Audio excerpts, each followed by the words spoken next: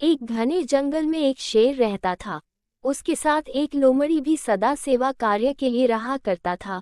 शेर को एक बार एक हाथी से किसी कारण लड़ना पड़ा था। तब से उसके शरीर पर कई घाव हो गए थे।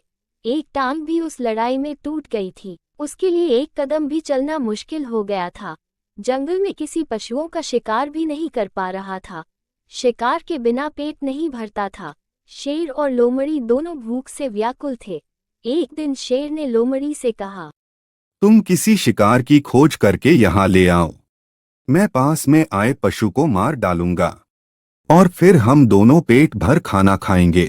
लोमड़ी शेर की बात मानकर पास के जंगल में चला जाता है और वहां देखता है एक गधा हरी हरी घास की कोमल पत्ते खा रहा है और गधे से कहता है, अरे गधे भाई, क्या हाल हैं? बड़े दिनों बाद दिखाई दिए।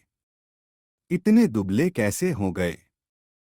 क्या कहूँ भाई, धोबी मेरी पीठ पर बोझा रख देता है और एक कदम भी ढीला पड़ने पर लाठियों से मारता है। मुट्ठी भर घास भी नहीं देता, इसलिए मुझे यहाँ आकर मिट्टी मिली घास खानी पड़ती है। इसलिए दुबला होता जा रहा हूँ।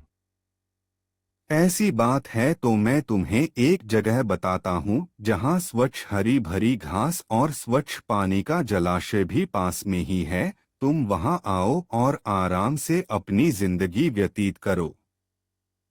बात तो ठीक है, लेकिन हम देहाती पशु हैं। जंगल में जंगली जानवर हमें मारकर खा जाएंगे, इसलिए हम वहां जाकर स्वच्छ मैदान का घास नहीं खा सकते।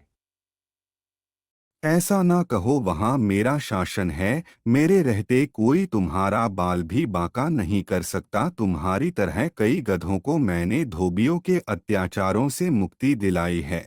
इस समय भी वहाँ 3 गर्दभ कन्याएं रहती हैं जो अब जवान हो चुकी हैं। उन्होंने आते हुए मुझे कहा था कि तुम हमारी सच्ची माँ हो तो गांव में जाकर हमारे लिए किसी गर्दभ पति को ले आओ। इसलिए मैं तुम्हारे पास आया हूँ। इतना सुनकर गधा लोमड़ी के साथ चलने का फैसला कर लेता है।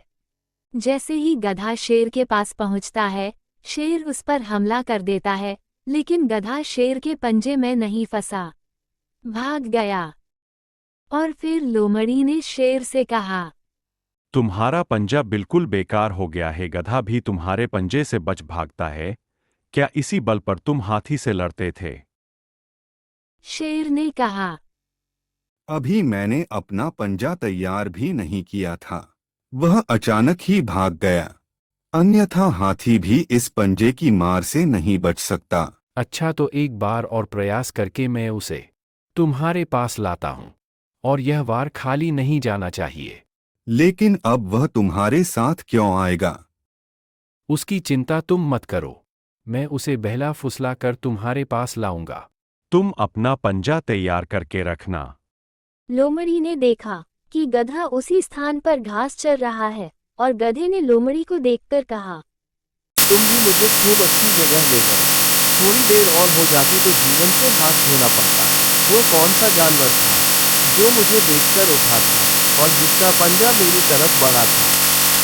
वह मेरा दोस्त है। उसने तुमसे दोस्ती करने के लिए हाथ बढ़ाया था और तुम्हें लगा कि वो तुम्हें मार डालेगा और तुम वहां से भाग आए। मेरा दोस्त तुमसे नाराज हो गया है, चलो और उससे दोस्ती कर लो। गधे को लगा कि लोमड़ी सच कह रहा है। इतना सुनकर गधा लोमड़ी के साथ दोबारा चलने का फैसला कर लेता है। जैसे ही गधा उस जंगल में पहुंचता है, शेर उसे मार डालता है और मारने के बाद नदी में स्नान करने चला जाता है। लोमड़ी भूख से व्याकुल था। उसने उसका कान और दिल खा लिया, और जब शेर उसके पास पहुंचा उसने देखा कि इसके कान और दिल है ही नहीं, और उसने लोमड़ी से कहा, अरे दुष्ट, मैं नदी में नहाने क्या चला गया। तूने इसका कान और दिल खाकर इसे झूठा कर दिया। नहीं नहीं, ऐसा ना कहो। इसके कान और दिल थे ही नहीं, तभी तो ये मेरे पास दोबारा चला आया। और फिर दोनों ने मिलकर गधे का भोजन किया।